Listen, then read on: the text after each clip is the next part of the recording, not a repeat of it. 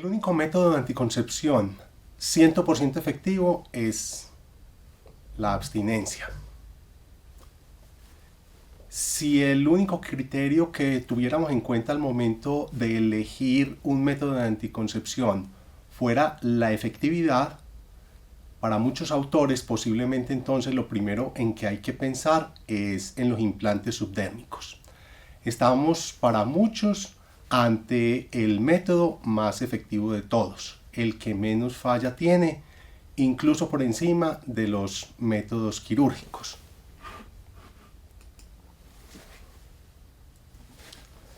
Cuando hablamos de implantes subdérmicos, tenemos en nuestro medio, existiendo en el mundo otros más, dos alternativas.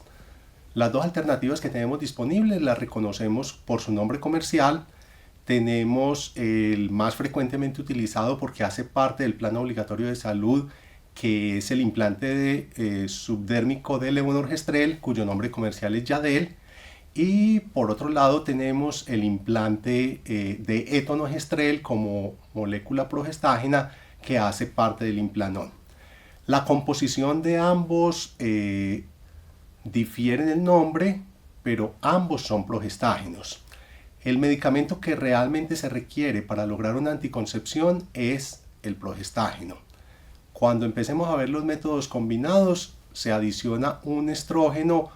Básicamente es para contrarrestar algunos de los efectos secundarios que se presentan cuando la anticoncepción se hace exclusivamente con métodos de solo progestágeno. ¿Cuáles son los mecanismos por los cuales actúa y por los cuales logra esta gran efectividad? Lo primero, hay una inhibición de la ovulación. El progestágeno inhibe la liberación desde el mismo eje, con lo cual se impide que haya ovulación. Pero adicionalmente tiene unos cambios que son tanto o más importantes que esta misma inhibición de ovulación, como es el espesamiento del moco, que aunque nos parezca un mecanismo local, que nos parece un mecanismo que a veces, por el hecho de no tener como esa influencia de la regulación de todo el eje, pensamos que pudiera no ser a tener en cuenta, realmente se ha visto que es muy importante para lograr la efectividad. Y lo otro, los cambios del endometrio, que hacen hostil ese medio a la migración de los espermatozoides, a la migración de los óvulos, y la unión de todos estos nos lleva a esa anticoncepción efectiva. Si buscamos en los libros de fisiología o buscamos en artículos de este tema, vamos a encontrar otra serie de mecanismos propuestos, otra serie de alteraciones, pero los más aceptados y los que vamos a trabajar siempre son estos tres. ¿A quién no le podemos aplicar un implante? Y entonces esto nos empieza a resolver algunas de las dudas más importantes que tenemos en la práctica diaria cuando se nos presentan mujeres con condiciones médicas especiales. Entonces miremos, la única contraindicación absoluta que existe para usar un implante es un cáncer de mama actual o un cáncer de mama en los últimos 5 años. Ustedes ven esa casilla vacía y entonces esto nos va dando claves luego en el momento en que vamos a recomendar el método.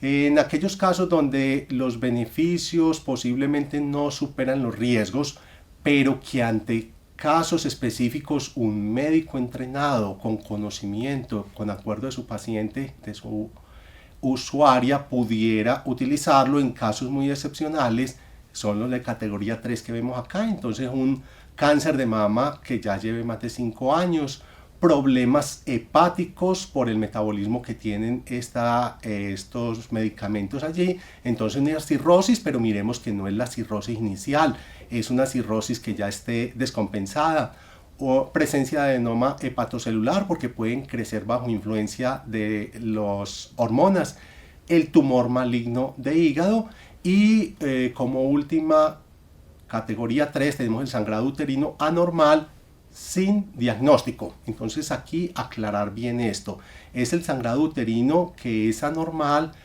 al cual aún no le conocemos causa y que si empezamos a tratarlo con algún fármaco pudiéramos esconder una causa subyacente importante para la paciente. Sin embargo, en el momento en que ya obtenemos un diagnóstico claro, hemos descartado malignidad y llegamos a la conclusión de que una de las alternativas para el manejo de ese sangrado anormal pudiera ser el progestágeno, entonces ya un implante no solamente disminuye en categoría, pasa a ser categoría 2 o 1, sino que incluso pudiera pasar a ser la primera indicación, dado que va a servir para controlar algunos de los sangrados uterinos anormales por el mecanismo de acción que tiene sobre el endometrio. Entonces, con esto podemos darnos cuenta que la mayoría de las mujeres son unas buenas candidatas para utilizar estos métodos. Aquí por ningún lado vemos contraindicaciones con la edad.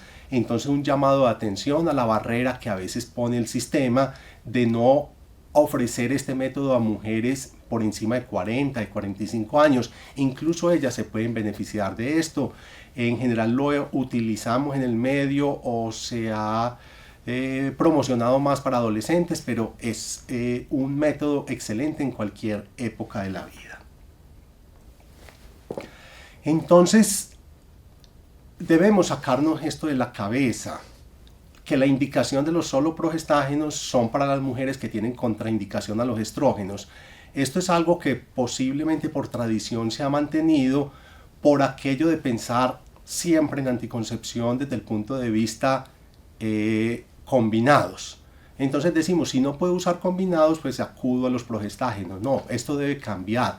En algunos casos, posiblemente la primera elección sean los solo progestágenos. Entonces realmente, dada la efectividad, dado que es un método que no depende de la mujer para su efectividad, se convierte en una primera elección para muchas de ellas, no solo mujeres sanas, sino enfermas. Para mujeres que estén con la intención de diferir esa gestación a un largo plazo. Y un largo plazo hablamos con 1 año o más. Entonces una mujer que no tenga dentro de su proyecto de vida un embarazo a corto plazo, es bueno pensar en ellas en un método de estos que le va a dar una protección. Si es el implante de levonorgestrel durante 5 años, si es el implante de etonogestrel durante 3 años. Efectividad del método. Esta diapositiva la vamos a ver posiblemente múltiples veces porque es que quiero que asimilemos los conceptos que hay en ella, lo que ella nos refleja. Ya hemos hablado de esto. Vemos como unos métodos que no dependen de la voluntad de la mujer, que no dependen de ella para retirárselo cuando ella quiera, que no dependen de olvidos, comparado con unos métodos que sí necesitan la voluntad constante, el recuerdo constante de la mujer. Vemos cómo estos métodos de larga acción tienen una proporción de fallas muy baja comparado con los métodos temporales de corto plazo como son orales, anillos y parches. Lo voy a repetir múltiples veces. Por cada un embarazo no deseado, no planeado, por cada una falla del método que hubo en implantes o dispositivos intrauterinos, se presentaron 21 fallas en las mujeres que estaban usando orales combinados, que estaban usando anillos o que estaban utilizando parches. Y estamos hablando que estas mujeres estaban en unas condiciones ideales donde ellas podían acudir al método, no tenían barreras del sistema, no había problemas económicos, donde tenían apoyo para buscar asesoría en el momento que lo requirieran. Y a pesar de eso se ve la diferencia tan grande que hay en efectividad. Cuando estamos hablando de los métodos anticonceptivos, un concepto importante que nos ayuda a tomar la decisión de cuándo utilizarlo en una o en otra mujer pueden ser esos beneficios no anticonceptivos que nos pueden ofrecer ellos. Entonces, la inmensa mayoría de mujeres van a requerir un método anticonceptivo única y exclusivamente para prevenir una gestación. Habrá una minoría de mujeres que tienen algunas condiciones clínicas que se van a beneficiar más de uno u otro método, porque ese método adicional a ofrecerles a ella la anticoncepción les va a ayudar a controlar alguna de las condiciones que tienen. Entonces, una de las primeras, una mujer que tenga dolor a consecuencia de una endometriosis. No podemos pretender que un implante vaya a desaparecer la endometriosis. Ya conocemos la evolución natural de esta enfermedad, pero lo que sí es muy claro es que se puede controlar de una manera importante la sintomatología de dismenorrea, de dispareunia o el dolor pélvico constante que algunas de ellas tienen. Este es un síndrome que algunos dicen que no existe, algunos sostienen que sí lo demuestran. Es un dolor por congestión venosa pélvica, es un diagnóstico después de haber descartado otra serie de causas de dolor pélvico crónico, pero se ha visto que las mujeres con esta condición, que a la vez utilizan un método de solo progestágeno vía implante, obtienen mejoría a su sintomatología.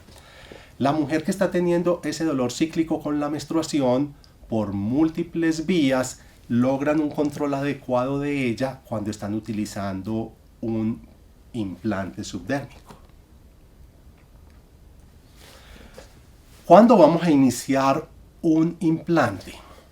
Ya hemos hablado del concepto, que debemos aprovechar el momento cuando la mujer acude al sistema para idealmente ese día resolver la situación de anticoncepción de una manera oportuna.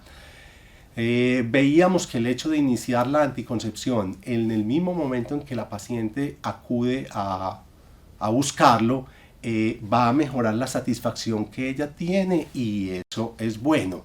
Esa satisfacción de ella se va a ver reflejada posiblemente en otras amigas de ella. Es posible que eso también la haga a ella más adherente a lo que luego queremos que ella nos asista. Entonces, en cualquier momento del ciclo, no hay que esperar menstruación, no hay que hacer pruebas de embarazo. Si estamos razonablemente tranquilos de que no existe un embarazo, y ya veíamos cuáles son las preguntas para llegar a esta respuesta, entonces se puede aplicar en cualquier momento. Obvio, sabemos, está descrito, pasa en el medio, que hay mujeres pensando que el hecho de aplicarse un implante les va a inducir un aborto, les va a terminar una gestación no deseada, engañan al personal de salud. Pero esta es una excepción y no podemos juzgar por la excepción. Hay que tener claro que la mayoría de ellas van a venir en un momento oportuno y se van a beneficiar de esa aplicación inmediata.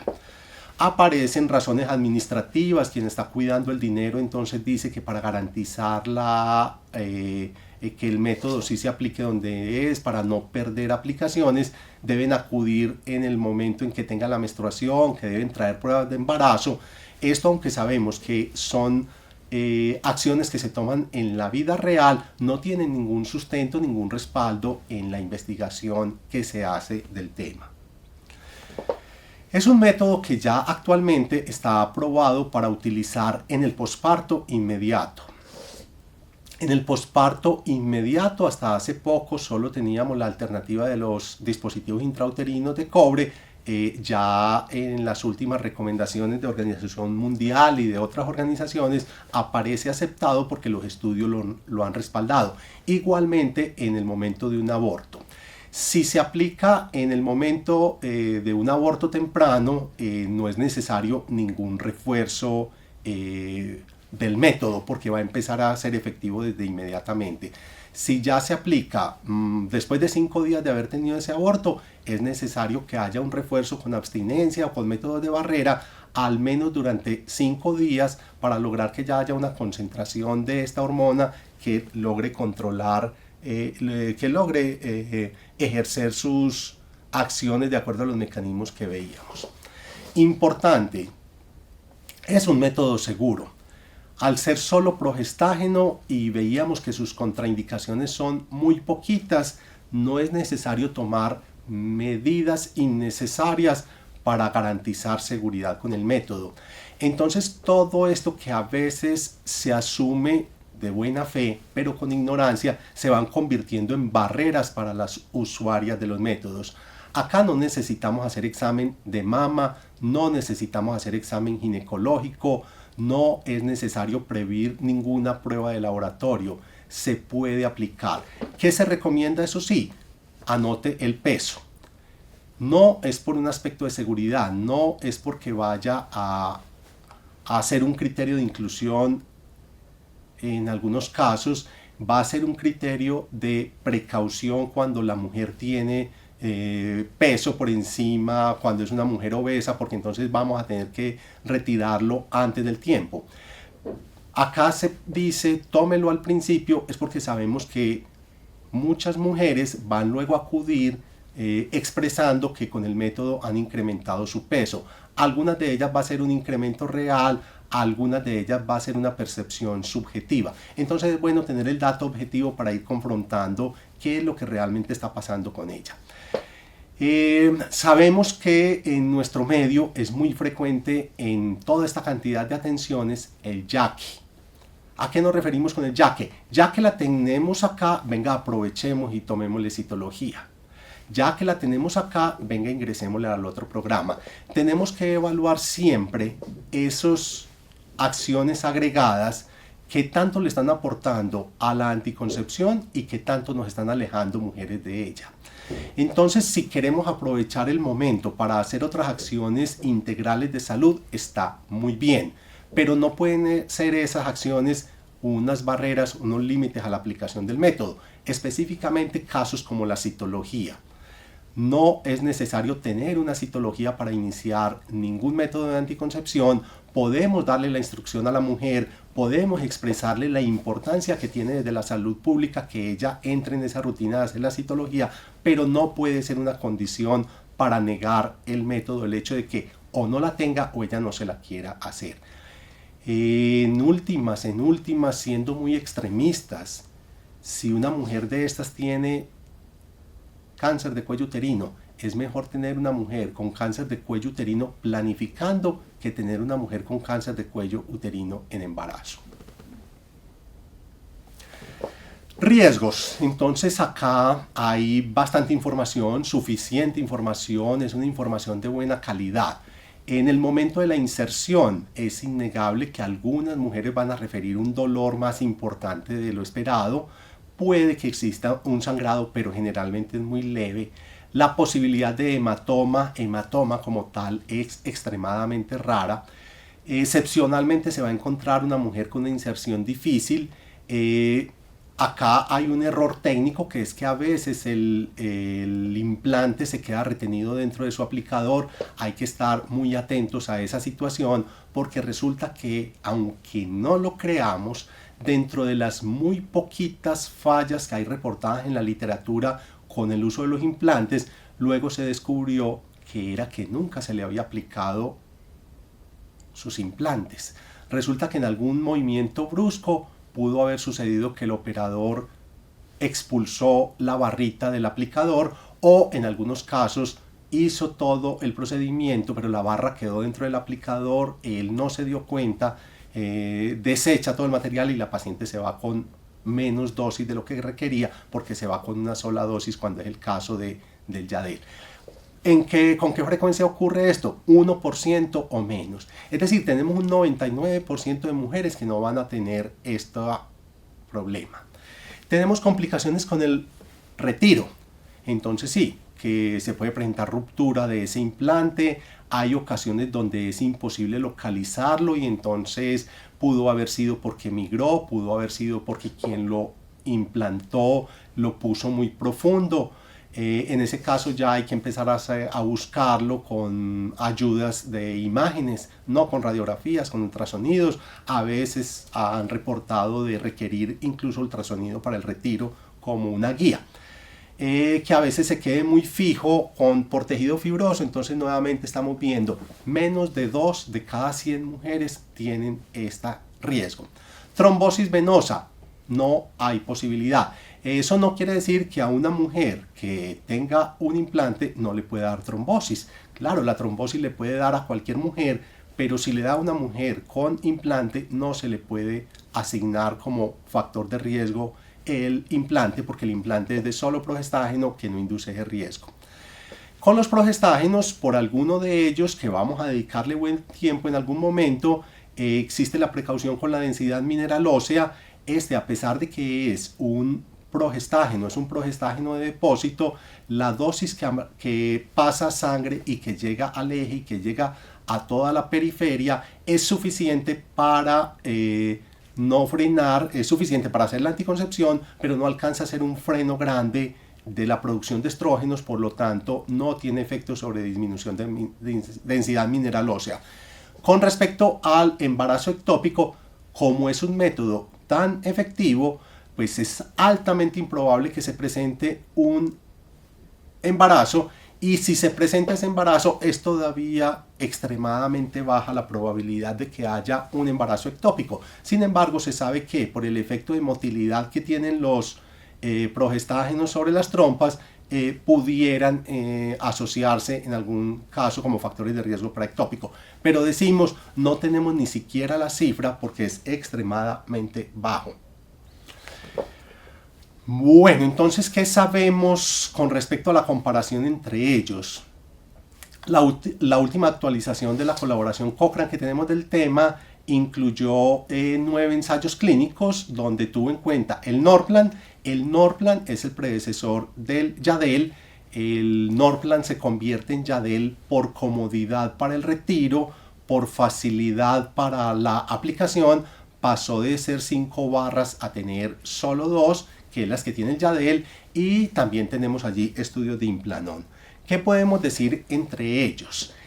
En los ensayos clínicos, la tasa de embarazo ha sido supremamente bajita, y aunque vemos una diferencia numérica, que es real que hay una diferencia, cuando ya a esto le aplicamos y miramos en cuánto número de mujeres se ha evaluado, llegamos a la conclusión de que acá no hay una diferencia real estadísticamente significativa, sino que pudo haber sido efecto de solo azar, y podemos aceptar que ambos métodos son igualmente efectivos con una tasa muy baja de embarazos. Pasemos a los efectos secundarios de los implantes.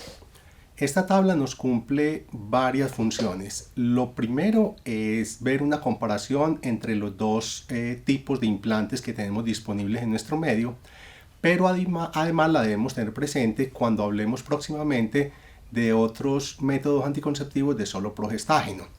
Es el progestágeno el que nos produce estos efectos, por lo tanto vamos a tenerlos presentes cuando hablemos de acetato de medroxiprogesterona, igualmente cuando hablemos de endoceptivo, que aunque se introduce dentro del útero, a pesar de que es una absorción de una pequeña cantidad, de una pequeña concentración de la hormona, alcanza a tener varios de estos efectos. E igualmente cuando revisemos la minipíldora. Acá lo más importante es ver que posiblemente entre estos dos implantes no existen diferencias importantes con respecto a la frecuencia entre ellos. Para el implante del etonogestrel, como hay más estudios, podemos jugar con un rango que se ha encontrado en diferentes estudios. Levonorgestrel, una sola fuente. Entonces tenemos acné, tenemos mastalgia, cefalea como consecuencia de esa hormona. Igualmente tener en cuenta que algunas mujeres, aunque no estén recibiendo ninguna hormona, no estén usando algún método anticonceptivo, también pueden tener estas manifestaciones. Es decir, que no todo lo que vemos acá está completamente explicado por el implante, pero sí se sabe que es más frecuente en ellas. Un aspecto bien importante es el incremento del peso, el cual es posiblemente uno de los estigmas más grandes que se maneja con estos implantes. Es innegable que hay reportes en la literatura de incrementos exagerados del peso, hasta 10 kilos, 12 kilos en 6 meses de uso de un implante, en lo cual no queda duda que es consecuencia del mismo y es una indicación de retiro. Sin embargo, se ha visto que la mayoría de las mujeres no tienen este efecto y que podemos prevenirlo si damos desde el principio una adecuada asesoría, explicándole a ellas que por estar ante un anabólico va a aumentar el apetito. Invitarlas a que controlen eso, adicionalmente hagan ejercicio para que no se presente. Anecdóticamente también sabemos que hay mujeres que se quejan de disminución de peso. Puede haber dolor abdominal, básicamente dolor pélvico. Algunas mujeres han reportado disminución en la libido. Sin embargo, la mayoría de ellas no lo refieren y algunas incluso al estar tranquilas de no ir a quedar en embarazo tienen una mayor sexualidad. Se reporta mareos, hay inestabilidad emocional por el componente progestacional que tiene esta tendencia. Algunas mujeres que durante su menstruación tienen algunos cambios emocionales es precisamente por esto. Que se manifiesta también al momento de estar constantemente con la progesterona. Hay síntomas similares a gripa, hay náusea. Entonces es importante conocerlos, primero para no minimizarlo, segundo para explicarle a la mujer que se pueden presentar y que el hecho de que ellos se presenten no es reflejo de ninguna condición grave, muchos de ellos se podrán controlar. Con respecto a la diferenciación entre estos dos implantes, podemos decir que los sangrados infrecuentes, es decir, las mujeres que entran en oligoamenorreas, que empiezan a menstruar después de los 30 días, antes de 90 días, el patrón es muy similar. Al principio se presenta con una frecuencia alta, disminuye un poco, ahí durante un buen número de meses las mujeres pueden estar con ese sangrado y va disminuyendo con el tiempo. Igualmente, el sangrado frecuente se presenta en menos del 10% de las mujeres con los dos métodos y es uno de los motivos de retiro. Importante el llamado de atención acá, que generalmente es de una baja proporción de mujeres. Lo que sucede es que son las que más nos impactan porque son las que llegan a la consulta a quejarse por el método. Igualmente, una proporción de ellas puede tener un sangrado prolongado. Como podemos ver en estos tres patrones de sangrado no hay diferencia entre los implantes. Lo único que los diferencia es que en el grupo de mujeres usuarias de Implanon puede haber con mayor frecuencia hasta un 30% amenorrea, que sabemos no tiene repercusiones negativas. Conclusión, podemos decir que adicional a hacer compuestos farmacológicos diferentes y tener una vida útil diferente, en todo lo otro se comportan similar. Un poco de énfasis, la descontinuación por los sangrados irregulares, miremos acá, la cifra no debería superar un 13-14%. Una institución que tenga una proporción mayor de retiros se debe cuestionar cuál es el proceso de asesoría que está dando previamente y ante todo cuál es el proceso de acompañamiento que está haciendo con ellas para tener unas cifras superiores. Vemos que las mujeres se retiran el implante, solicitan su retiro por una variedad de cambios en la menstruación, donde vemos como el hecho de tener amenorrea es un motivo de retiro de menos del 1% de ellas, siempre y cuando estén adecuadamente asesoradas. En cambio, el sangrado frecuente es el motivo más frecuente de retiro. Cuando sumamos todos ellos es que obtenemos esta cifra. Este tema con el implante es tan importante que dedicaremos una charla exclusivamente a hacer una propuesta de cómo intentar controlar estos sangrados. ¿Qué otros efectos secundarios tenemos? Ya veíamos el aumento del peso, tenemos los quistes ováricos. Es un hallazgo relativamente frecuente en mujeres que están inhibidas de su ovulación con los implantes o incluso con mujeres que tengan un endoceptivo que tengan unos quistes de 5, 6, 7 centímetros de diámetro, son quistes completamente simples. ¿Cuál es el problema? Que es posible que ella consulte por cualquier otro motivo o que el médico en un estudio de su sangrado o en un estudio de su amenorrea pida una ecografía y lo detecte.